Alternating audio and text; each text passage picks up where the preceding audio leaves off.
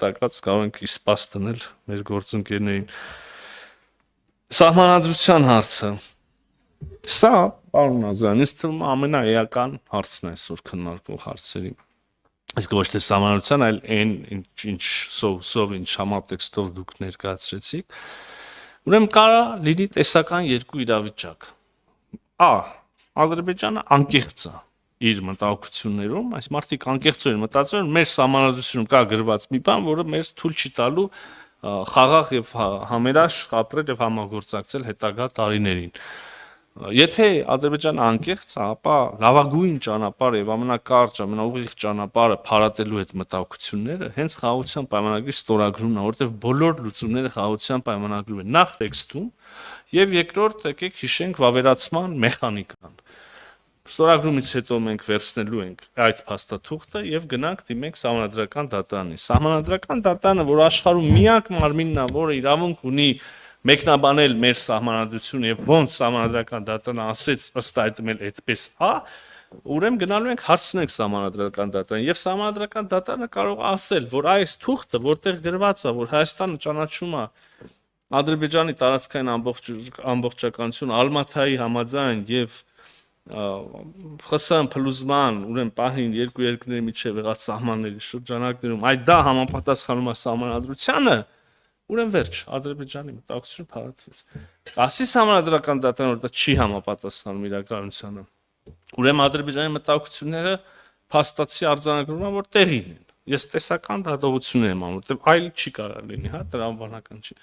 Այդ ժամանակ էլ մենք կորոշենք արդեն մեր անելիքը, եթե հանգարց ասի, որ չի համապատասխանում։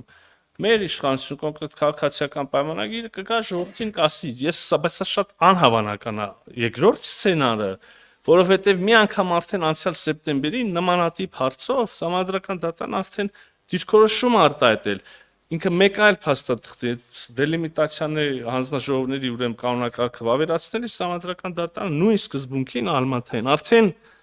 հայտնել է, որ սա այս սկզբունք սահմանադրության համապատասխան է, հետեւաբար խիստ անհավանական է, բայց այնուամենայնիվ, եթե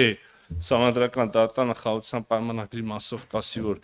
չի համապատասխանում սահմանադրության, այն ժամանակ ամենայն հավանականությամբ մեր քաղաքական ուժը կգա եւ կասի սիրելի ժողովուրդ, այսպիսի իրավիճակ, այսպիսի խնդիրներ մենք էլ առաջարկում ենք այս լուծումը։ Ժողովուրդն էլ կորոշի, այդ լուծումը լավ է թե չէ։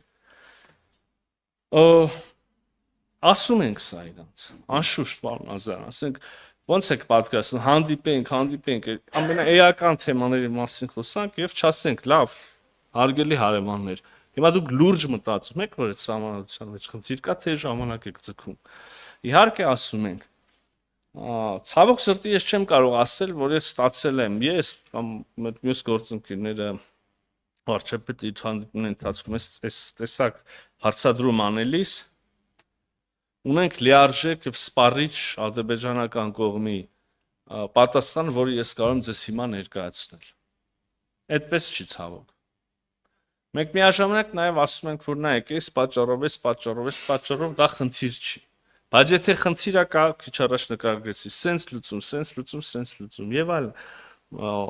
մեր հանդիպումների մեծ հաշվով իմաստ եւ հիմնական խոսակցությունը վերջի շրջանում, հատկապես տեքստի ուրեմն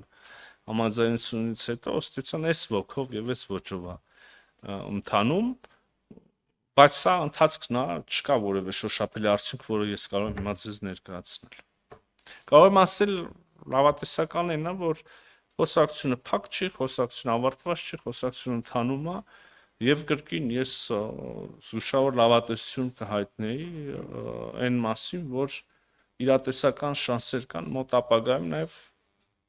հաջող ավարտական ուրեմն փուլ մտնել, հաջող ավարտ ունենալ։ Շնորհակալություն պարոն Միրզոյան։ Պարոն Միրզոյան, մի հարց էլ ես տամ, Հայաստան-Ադրբեջան խաղաղության գործընթացի գրեթե բոլոր ասպեկտներին մանրամասն անդրադարձանք, բացի մեկից, հաղորդակցությունների ապաշրջափակման թեմային։ Եվ ըստ էության Երևանյան երկխոսության ժամանակ իր ելույթում վարչապետ Փաշինյանը իր ելույթում